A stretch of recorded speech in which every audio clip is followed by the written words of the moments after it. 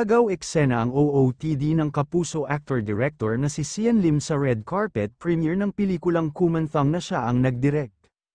Nagulat ang karamihan sa mga dumalo sa event nitong Lunes ng gabi na ginanap sa SM North Cinema nang rumampa si Sian na naka-leather jacket with matching palda.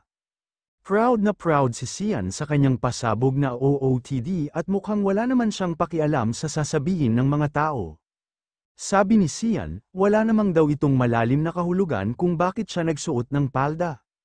Habang naglalakad sa red carpet ng SM North Cinema at papunta sa stage si Sian kasama ang girlfriend niyang si Iris Lee na co-writer niya sa Kumanthang at ang cast members ng pelikula, ay natanong ang actor-director kung ano ang ipinaglalaban ng kanyang outfit. Ang sagot ni Sian, gusto lang daw niyang magpakita ng bago sa mga tao. I just wanna show a little bit different, ani Sian Lim. Narito naman ang ilang comments ng mga netizens sa OOTD ni Sian. Kung kailan naman premiere night tsaka pa nagpatuli si Sian. Fashion yan like other countries men wear a skirts, Myanmar, Burma, sa UK din, and also Egypt like Pharaoh ng panahon pa ni Moises, until now naman manly sa kanila pag nakasuot lalo ng skirts. Try ang hard fashionista, but sa ibang lalaki, nababagay ang palda na yan, dahil yata sa leather jacket na naman kaya di bumabagay. Mapapa-thank you ka na lang talaga Lord dahil nawala na to sa buhay ni Kim, nagmukhang 50 years old na talaga siya.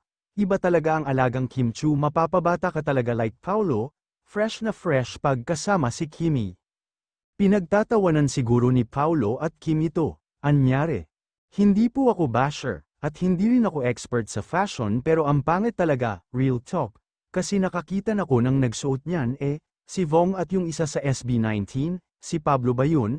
Maganda naman tignan at ang galing nila dalhin, ito Diyos ko, di bagay, pati yung galaw niya parang alam niya na di bagay sa kanya.